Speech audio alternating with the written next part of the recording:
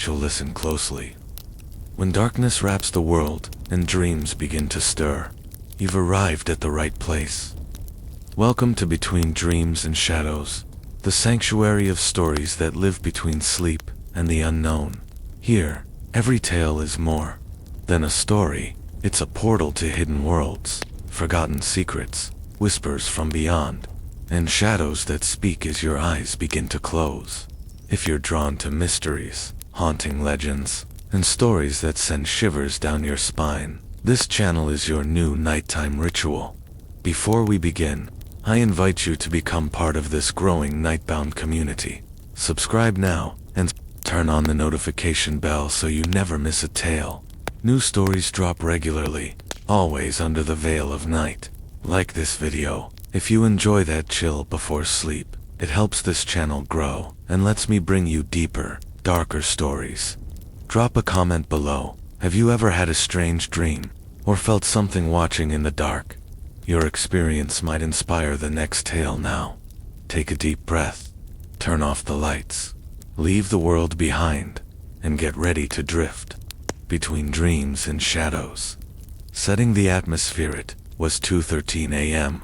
when I opened my eyes. Though I never remembered closing them, the silence in my bedroom was absolute thick, almost unnatural. The kind of silence that presses against your ears, making you aware of every small movement your body makes. The air felt colder than it should have been in mid-June, and I found myself instinctively pulling the blanket higher, though I didn't feel cold. Not physically. It was something else. A weight outside. The moon hung low and heavy through the half-open curtains, spilling milky light across the carpet like a ghost had brushed the room with its sleeve. My room was still. My desk cluttered with notes and books sat untouched. The hallway just beyond the door remained dark. The usual flicker of the nightlight mysteriously absent. My name is Mara. I'm a rational person, a scientist, actually neuroscience, sleep cycles, REM behavior disorder. Dreams don't scare me. Hallucinations can be explained. But that night, I felt something I hadn't in years. A nameless, primal unease. A sense of being watched, not by someone, but by something that didn't belong. It started subtly. The stillness wasn't passive. It watched. The kind of quiet that seemed to listen back. My breath, slow and steady, felt like it echoed too loudly in the room. I blinked toward the ceiling, trying to place what had changed. The fan was off, yet I hadn't touched it. My phone, usually on the nightstand charging, was gone. No buzz, no hum, just an endless hush. That's when I noticed the dream catcher, a silly gift from my sister, hung above the bed more for humor than belief. It was still swaying, gently, like something had touched it, or passed through it. I sat up slowly, straining to listen. Nothing, and yet everything. The kind of everything your gut feels before your brain can articulate it. A presence. A presence without form or sound, but one that somehow waited. I should mention something. Earlier that day, just before I fell asleep, I whispered a question aloud. I don't know why I did it. Maybe it was curiosity. Maybe it was the loneliness pressing down harder than usual. Or maybe it was just a game. I whispered, if something's out there, give me a sign while I sleep. Now I couldn't help but wonder, had it heard me? The night did not answer with a voice, but it responded. Something was here. Not close enough to see, but not far enough to ignore.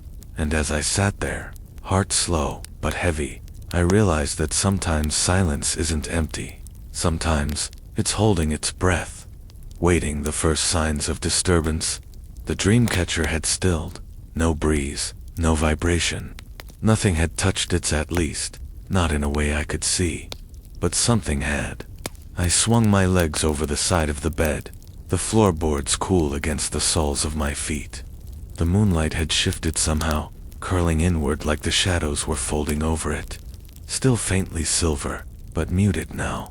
Dulled, as though filtered through old glass or deep water. That's when I noticed the first details, small, unassuming, but impossible to overlook once you saw it. The chair in the corner was angled differently. I always kept it turned slightly toward the window, half a habit and half a comfort watching the skyline when I couldn't sleep. But now it faced the bed directly, not askew, not subtle. It was deliberate, centered, as if someone or something wanted to watch me sleep. I stared at it for what felt like an hour. My fingers twitched, undecided whether to grab my phone, still missing, or flick the light switch. But I didn't move, because the air was different now, thicker, as if the walls had pushed in a fraction, and the ceiling lowered just enough to notice. Still, I told myself it could be a trick of memory. Sleep makes fools of all of us that lie unraveled seconds. Later, the shadows moved. Not long movements, no dramatic crawling shapes or horror movie silhouettes. This was subtle, surgical, the kind of movement you only catch from the corner of your eye. The coat rack seemed closer than before, but I hadn't heard a step. The lamp's shade tilted slightly, casting the wrong kind of shadow on the wall, like the silhouette of someone standing there, watching silently. But there was nothing in front of it, and then, the books, they had shifted. 3 of them lay on the desk. I remembered the titles, clinical texts I'd been annotating that day, but now they were ordered by color: red, black, blue. Not the way I left them, not the way I ever left them. That's when I understood something else. This wasn't chaos. This wasn't a spirit throwing things around in fury. No, this was ... methodical, curious, like something was studying me as much as I was trying to understand it. I rose and approached the desk. Every instinct screamed against it, but some deeper part of me, the part that had asked for a sign, pulled me forward. I reached for the red book. As my fingers brushed the cover, I froze. There was a single word scratched faintly across the desk beneath it. I had to tilt my head to read it in the slanting light. Awake. My breath caught. I hadn't written that. No one else had been here, at least. No one I could see. I stood there, the word glowing faintly in the moonlight, my hand trembling slightly above it. There was no rational explanation, and yet, somehow, I felt no urge to flee. Fear, yes, but not panic. Not yet. Because deep down, beneath the dread, a question was blooming. What had I woken up to? The sound that shouldn't exist. I stood there, motionless, staring at the word etched into the desk: awake. The longer I stared, the more it felt like a statement rather than a message. Not for me, about me. And then I heard it. Not loud, not even distinct, but undeniably there. A hum. It was distant, low, and vibrated in a way that didn't belong to any machine I knew. Like something old and mechanical, trying to mimic a lullaby, but broken, wrong, fractured into inconsistent rhythms. It pulsed through the floor like a heartbeat buried beneath concrete. I turned in slow, hesitant steps. The hum seemed to follow no direction. It wasn't coming from anywhere. It was simply in the room, in the walls, in the air, in my teeth. And then the whispering began, soft at first, like someone mumbling behind a closed door. I couldn't make out the words. In fact, I wasn't even sure they were words. They sounded old, not aged, but primitive. Shapes of thought rather than language, forming and unforming in impossible patterns, as though meaning was trying to claw its way into my ears but couldn't quite manifest. I took a step backward, and the whispers grew louder, not in volume, but in proximity. They were nearer now, as if they'd taken that step with me. Every nerve in my body screamed to run, but there was nowhere to run to. Outside was just darkness. Inside, something unseen was unfolding. The whispers reached a crescendo of unbearable closeness, like a breath at the base of my neck, and then, silence. But not the ordinary kind. This silence was sharp, pressurized. It felt like something was waiting for me to respond. I reached out for the lamp, praying the light would dispel whatever hallucination had taken hold. My fingers brushed the switch a click. The bulb flickered once, then again, and on the third flicker, just before it went out completely, I saw it, a shape at the edge of the hallway, tall, still featureless, gone. Darkness swallowed the room. The hum returned softer now, as if satisfied. The whispers, too, slithered back into the fabric of silence, but their echo remained in my chest, a vibration of something ancient.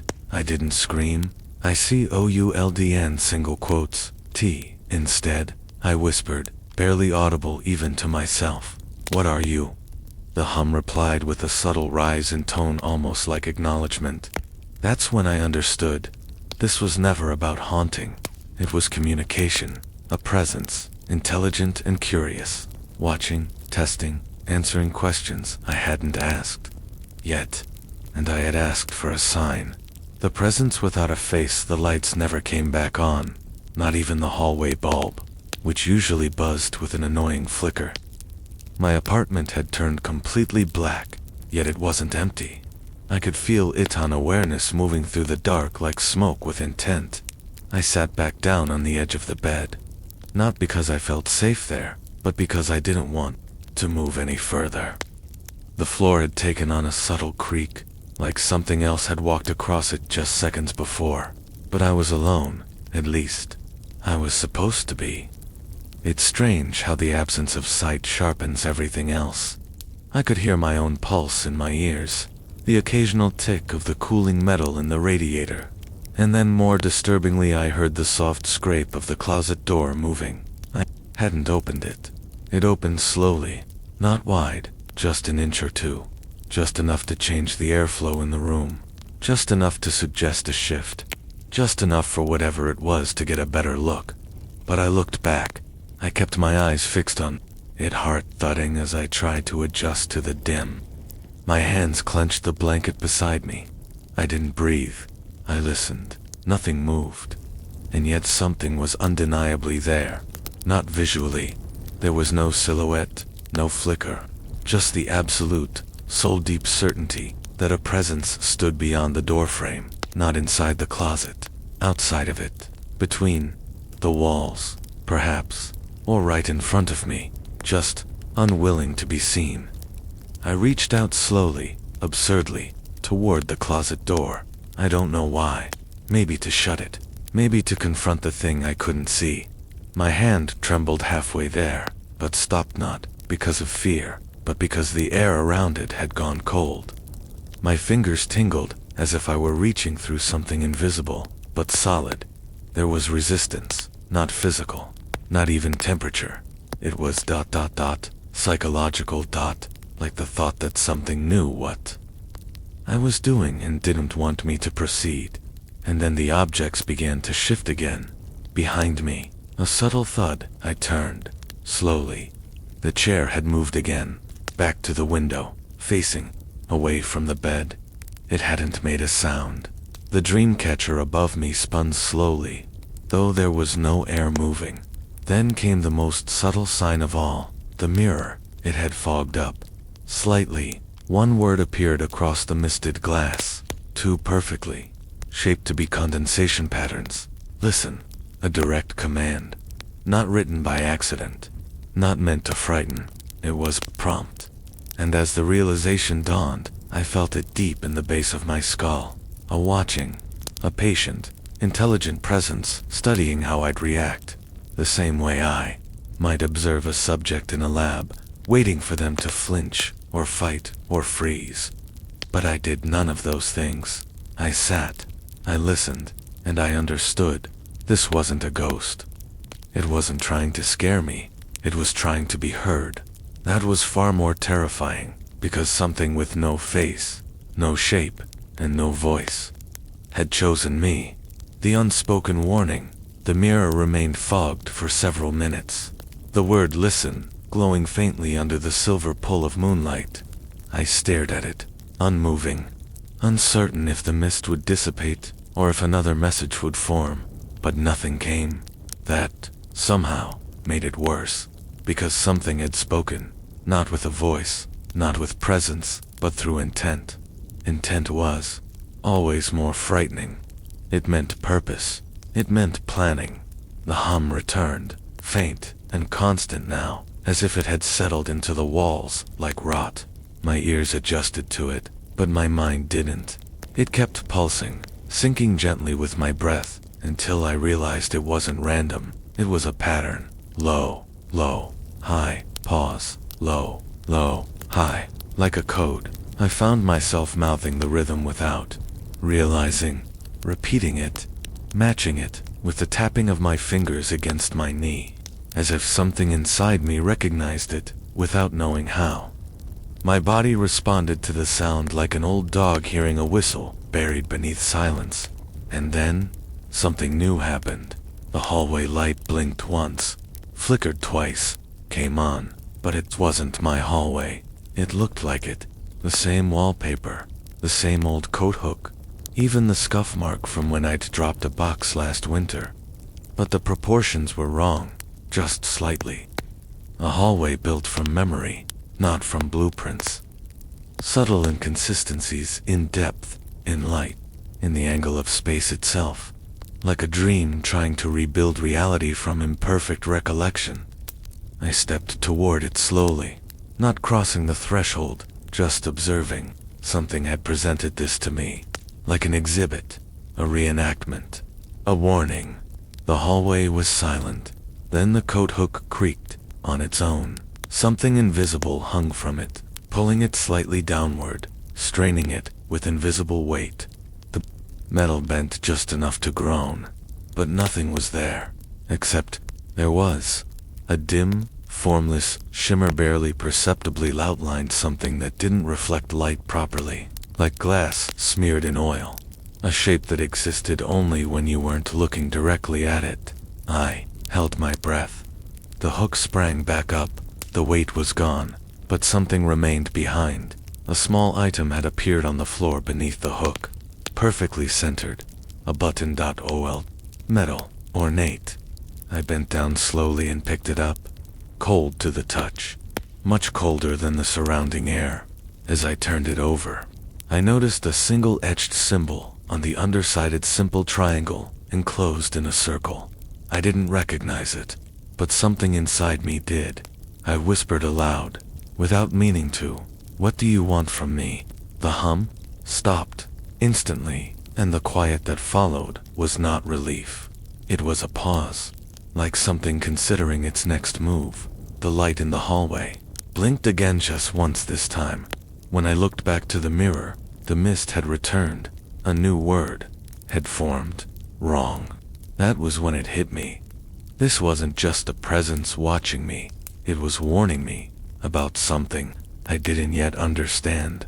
Something I had already touched. Something I had already invited. The moment of truth, the word on the mirror, wrong, stared back at me, distorted slightly by the mist, but no less forceful. It wasn't accusatory. It wasn't even emotional.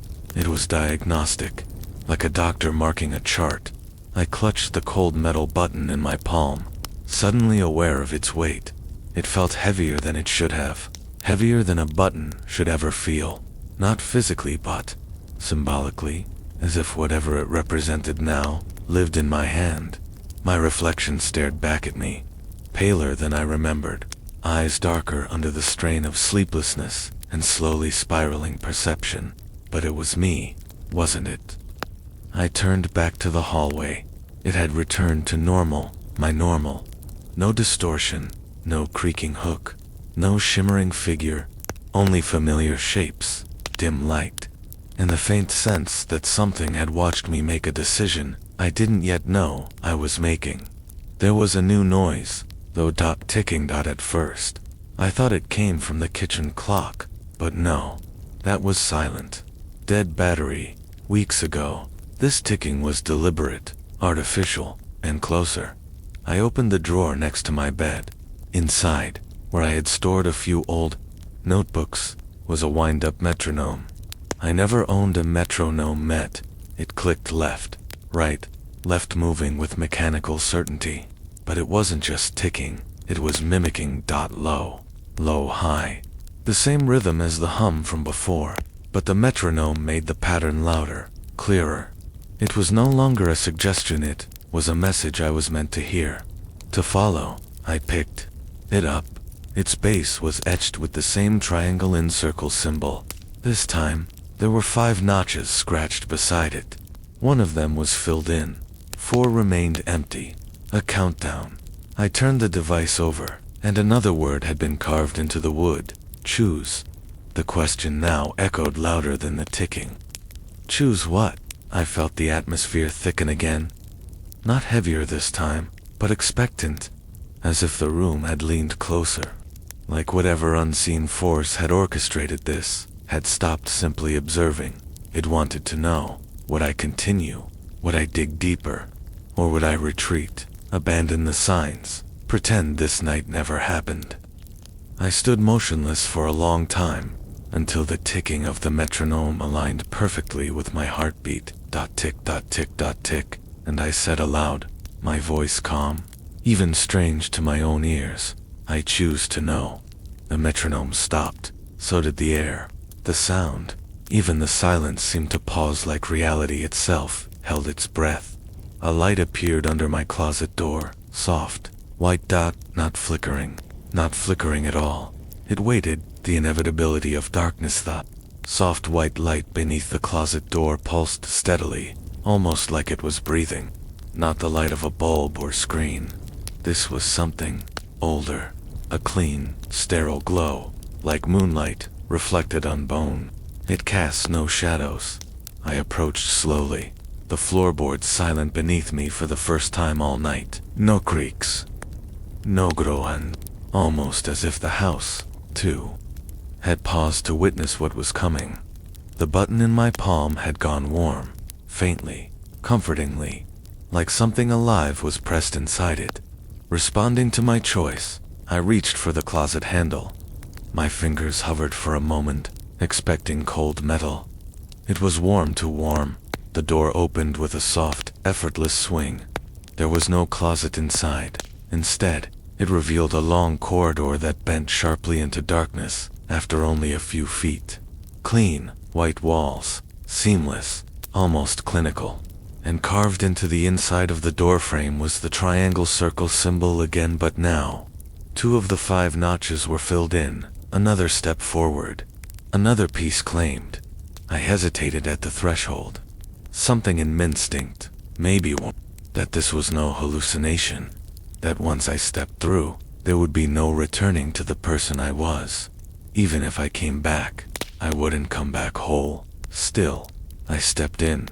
The air inside was different, pressurized, not heavy, but tight, like it was being held in by invisible walls. My breathing slowed, not out of fear, out of necessity. This place seemed to demand it, as if noise, even the sound of lungs, might break some fragile boundary. I walked until the hallway bent sharply left. Around the corner, the corridor ended at a mirror. No frame, no adornments. Just glass set into the wall, and in it, I saw myself, but it wasn't a reflection. It didn't move when I did.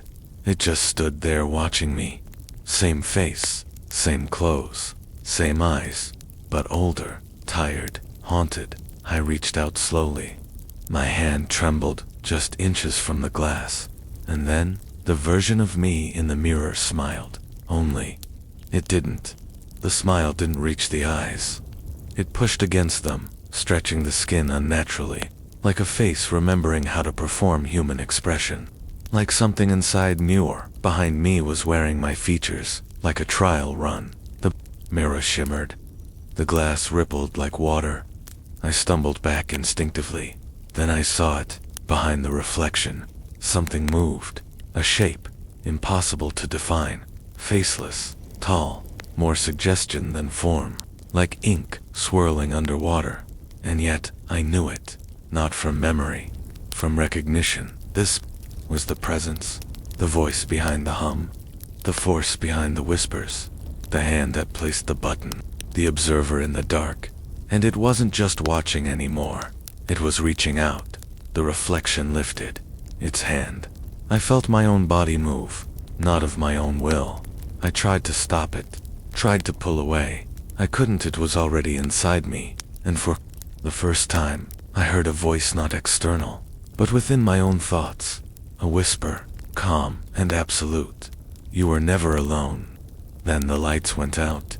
The only thing that remained was the sound of the metronome, echoing from nowhere, ticking softly in pitch black: tick dot tick dot tick. The fear that stirs. I don't remember how I got back to bed. Not really. One moment, I stood in the impossible corridor, hand outstretched toward a reflection that no longer mirrored me, and the next, I was lying flat beneath my ceiling, staring into darkness that felt too still to be natural. No birds, no passing cars, no distant hum of life, just absence. I was breathing, I think. The button was still in my hand, the triangle in circle still etched into its underside, but now, all 5 notches were filled in. I tried to move, to get up, to throw the damned thing across the room, but I couldn't. Not from paralysis, not from fear, from acceptance. Somewhere along the way, I had stopped fighting, because something inside me whispered the truth. This wasn't over. It would never be over. Whatever presence I had invited, whatever message I had agreed to, here it hadn't left it, had taken up residence within me. I started noticing things in the days that followed. The hallway looked a little longer than it used to. My reflection lingered half a second too long after I moved. Sounds from the television sometimes distorted into that low hum, as if tuned to a hidden frequency only. I could pick up my phone screen once flickered at 3:07 a.m., unprompted, and showed a single word in large, white text: awake. I didn't sleep that night. I don't really sleep anymore. Not in the way people think of it, because sleep invites it back. Every time I drift into unconsciousness, I feel the hum. Every time I dream, it's no longer my dream, it's watching still, always. And now I understand the final part, the worst part. It didn't come to haunt me. It didn't even come to warn me. It came to stay. A quiet tenant, a patient observer. And when I asked for a sign in my sleep, it didn't just answer. It entered now, in every mirror, in every shadow where the light doesn't reach, in every sudden chill or flickering ball. By no, I'm not alone. I never was. And neither are you. Not if you've made it this far, not if you've listened.